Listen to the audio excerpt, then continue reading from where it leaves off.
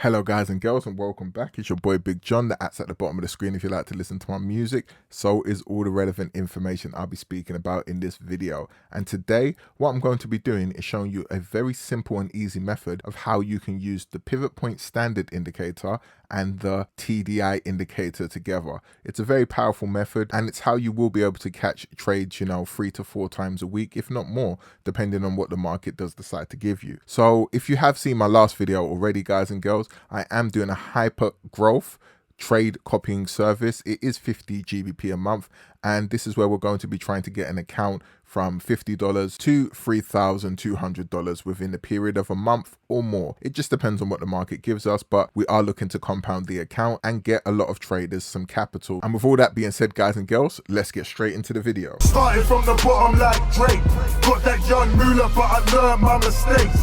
Climbing up the ladder, gotta watch out for the snakes. If you wanna be the boss, then you have to delegate. Okay, so we are on TradingView at the moment. I have 2 indicators on my chart. They are both free indicators, and this is the 15-minute time frame. I do have a pivot standard indicator, and here's the settings for that. They're all basic. Now, the pivot standard indicator is like a multi-time frame indicator, and what it actually does for you is when you go to different time frames, then it will automatically adjust itself to the support and resistance levels on that time frame, so it will help you out a lot. And when we come over to the TDI, as always, these are the basic settings for the TDI. We can just go to style as well, and it's the absolute basic settings, which keeps it very nice and simple for us. So what makes the pivot point standard indicator fantastic is that it's actually a leading indicator, not a lagging indicator, and this helps people out. So when the day actually starts, that's the trade day, these lines will already be imprinted on the chart for you, so you're going to know possible reaction levels in terms of support and resistance during that trading day. So you could even set yourself up an alert by just doing something like this, and then just going to right click on that,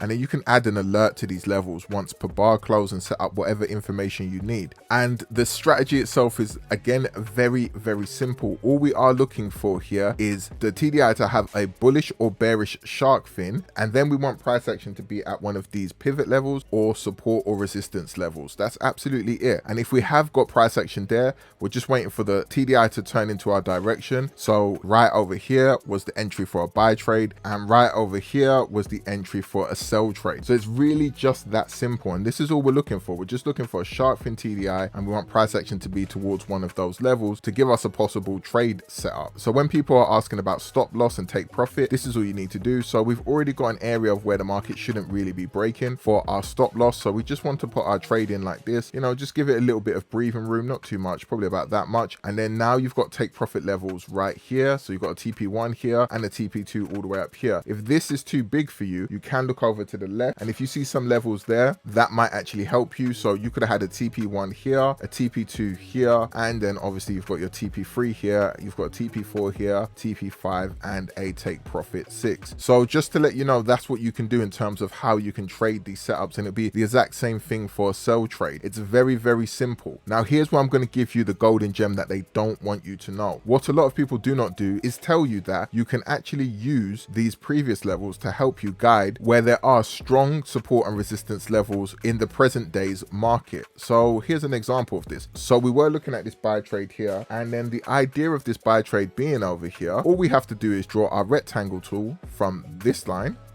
to this line here. So we drew it from this level to this level over here, and now you can see what's going on, and we just had to wait for price action to come back into this area. But what it is telling us is that this is a good area that price action can react off between this zone and this zone. And what did we have here? We had our shark fin TDI giving us a possible buy trade, telling us that this is a possible great level for a continuation of a buy. We can even go into other levels just so I can show you. So when we go over into this sell over here, we can see the same thing has actually happened. So between this level here and this level here, look how we can see that there's a possible resistance level, and we can just mark this up to this level. So when we look at it from this level here to this level over here, we can see that this is a good area of where the market can have a possible resistance or a reaction to. And when we saw this reaction, especially with our shark fin TDI, it gave us a better confluence to even say we could have got in that trade. Even if you missed this entry here, you had another test to the area over here, and even a third entry right over here. So that's just showing you how strong this zone is. So some people might look at this as like order block, supply, demand.